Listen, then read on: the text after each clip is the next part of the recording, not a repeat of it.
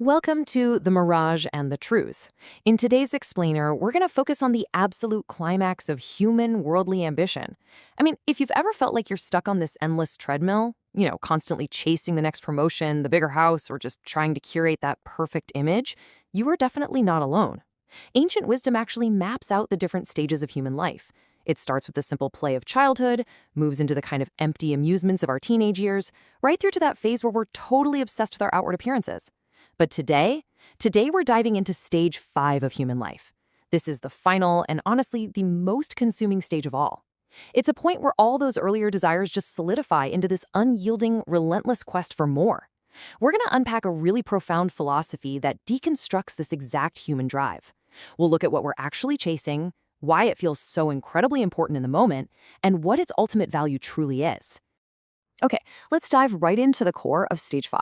It's called takathur. And man, this Arabic term absolutely nails our modern hustle culture. It literally translates to accumulation or multiplying. The source text points to this as the ultimate trap of adulthood. We reach a certain age where life isn't just about having a good time or looking cool anymore.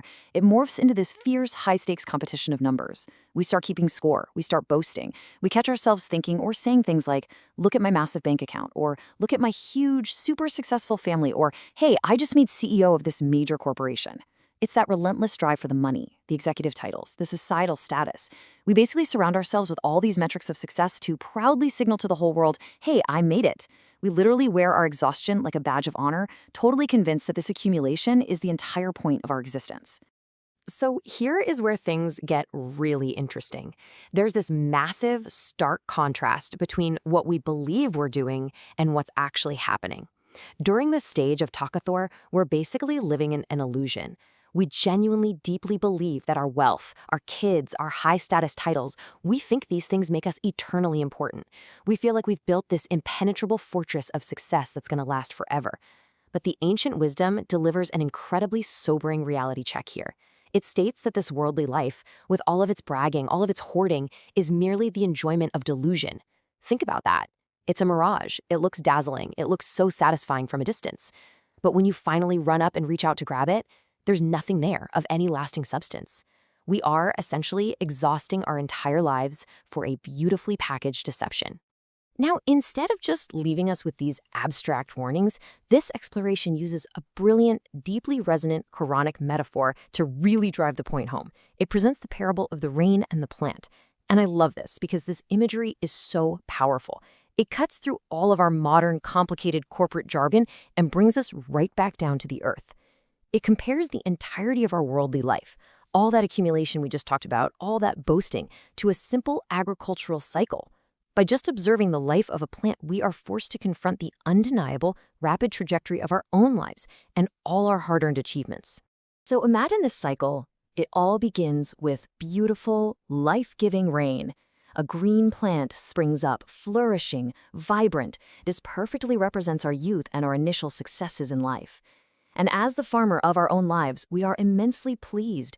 We're proud of this growth. We look at our climbing careers and our growing bank accounts and we just beam with pride, right?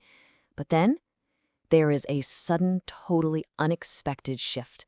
We're standing there expecting a joyful harvest, but instead, there is a sudden yellowing of the plant. The vibrancy just dies, and finally it crumbles into worthless dust or hutam. This vivid sensory contrast is just hitting the nail on the head.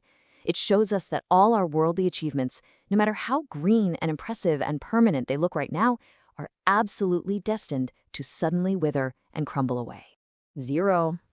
That is the ultimate worldly value of all that accumulation when it inevitably turns to dust. Literally zero. Think about the constant dopamine hits we're chasing every single day. All those thousands of hours spent just mindlessly scrolling on your phone through social media, desperately trying to feel connected. All that time sitting at cafes engaging in empty gossip. All the sheer energy poured into climbing the corporate ladder just for a title that triggers a fleeting sense of achievement. Our brains totally trick us into feeling like we're being productive. Yet, when that plant turns yellow and crumbles into debris that people just walk all over, its value is exactly zero. Investing our entire existence into a system that ultimately depreciates to nothing, that is pretty much the definition of a wasted life. And the metaphor of the plant turning to dust isn't just about aging. It's really about the sheer suddenness of the end. The finality of this journey arrives quickly and completely without any introduction. It just happens. And when that sudden end comes, there are only two distinct, eternal choices left on the table. There's no middle ground, there's no gray area here. On one side, there is severe punishment for those who remained completely absorbed in the delusion, the ones who wasted their lives on empty amusements and arrogant accumulation. On the other side, forgiveness and approval from God. Every single human being will suddenly find themselves facing one of these two realities. All the nuance, all those fancy corporate titles, all the amassed wealth, it all just vanishes, leaving only this ultimate binary outcome. But hey, this philosophy doesn't just leave us sitting there in despair. It actually offers a powerful, actionable directive. Race to forgiveness from your Lord and a garden as wide as the heavens and earth. This is where the profound psychological insight really truly shines. Because let's face it, human beings are naturally competitive. We love to race. We love to accumulate. We love to win. It's hardwired into us. So instead of telling us to just stop competing entirely, which never works, it brilliantly redirects our natural drive. It's basically saying, take that exact same intense energy you used to race for a temporary CEO title and redirect it. Use it to race for eternal forgiveness. Compete for a prize that is actually worth your effort, a paradise literally as expansive as the heavens and the earth. So, who actually takes home this massive prize? Well, the profile of the true winners is remarkably clear here. First off, they are the people who truly understand that life is a short journey. They see right through the mirage. Second, they actively believe in God and his messengers. They've anchored themselves to a higher truth rather than temporary worldly metrics.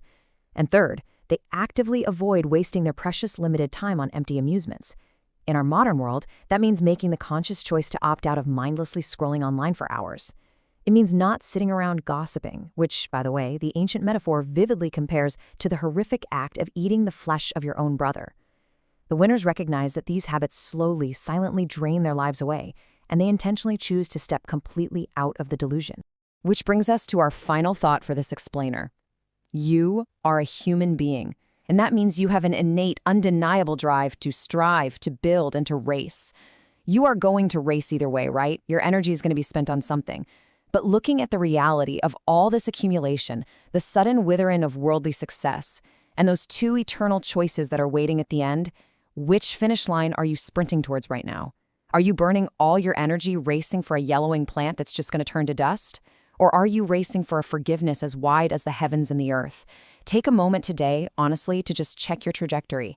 Thank you so much for joining me on this explainer, and I'll see you next time.